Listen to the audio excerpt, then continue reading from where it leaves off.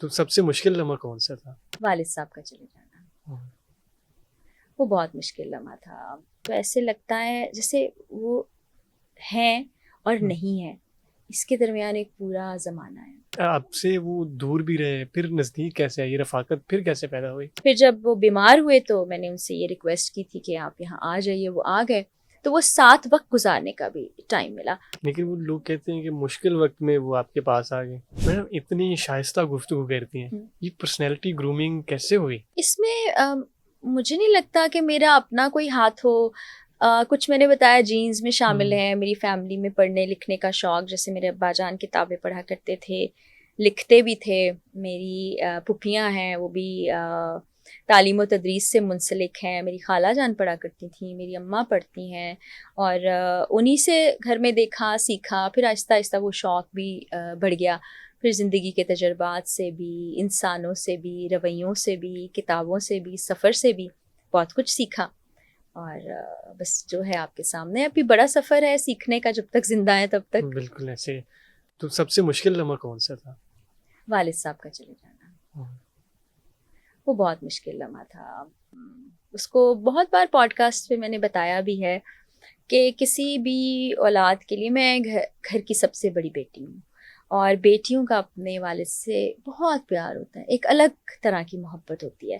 اور میرے والد صاحب بھی بہت پیار کرتے تھے ہم سے. اللہ تعالیٰ ان کو غریق رحمت کرے. پتہ کبھی کبھی یہ دعا بھی نہیں آپ کی زبان تک آ پاتی، کیونکہ آپ یقین نہیں کر پا رہے ہوتے کہ آپ کا پیارا چلا گیا. راجا بھائی کے لیے بھی یہی ہوتا رہا بہت عرصے تک. تو ان کا چلے جانا اس کو میں نا بتا نہیں سکتی. اگر میں کچھ الفاظ چنوں، جیسے بہت بار میں نے بتایا، تو ایسے لگتا ہے جیسے وہ ہیں اور نہیں ہیں، اس کے درمیان ایک پورا زمانہ ہے. آپ سے وہ دور بھی رہے پھر نزدیک کیسے آئی رفاقت پھر کیسے پیدا ہوئی؟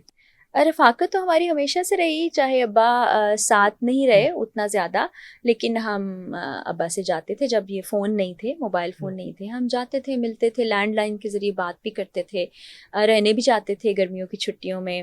پھر ظاہر ہے جب میں کراچی چلی گئی تو پھر والدہ سے بھی میں بڑا عرصہ دور رہی، اور پھر شادی ہو گئی تو لیکن بانڈ ہمارا برقرار رہا. میں کوئی بھی چیز کرنا ہوتا تھا زندگی میں، کوئی ڈیسیجن لینا ہے، کوئی مشورہ کرنا ہے، بات تو میں امی سے زیادہ ابو سے کلوز تھی، میں بات کرتی تھی. پھر جب وہ بیمار ہوئے تو میں نے ان سے یہ ریکویسٹ کی تھی کہ آپ یہاں آ جائیے، وہ آ گئے. تو وہ ساتھ وقت گزارنے کا بھی ٹائم ملا. ضروری نہیں ہے کہ آپ ساتھ رہ رہے ہوں تو آپ کی رفاقت یا محبت زیادہ ہوتی ہے. اگر آپ دور بھی ہوں تو جو آپ کا بانڈ ہے وہ برقرار رہتا ہے. تو وہ محبت تو ہے نا، والد والدہ تو ہوتے ہیں، اگر آپ سے دور بھی ہیں تو وہ ہوتے ہیں. تو پھر جب وہ نہیں ہوتے تو اللہ سب کے والدین کو سلامت رکھے. لیکن وہ لوگ کہتے ہیں کہ مشکل وقت میں وہ آپ کے پاس آ گئے. میں نے ان سے کہا تھا آ جائیے، اور مشکل تو کسی پر بھی آ سکتی ہے. بہت سے بچے جو مشکل وقت میں والدین کو چھوڑ دیتے ہیں، ان کو کہنا چاہوں گی کہ بزرگی میں اپنے والدین سے دور نہ ہوں، بیماری میں ان سے دور نہ ہوں.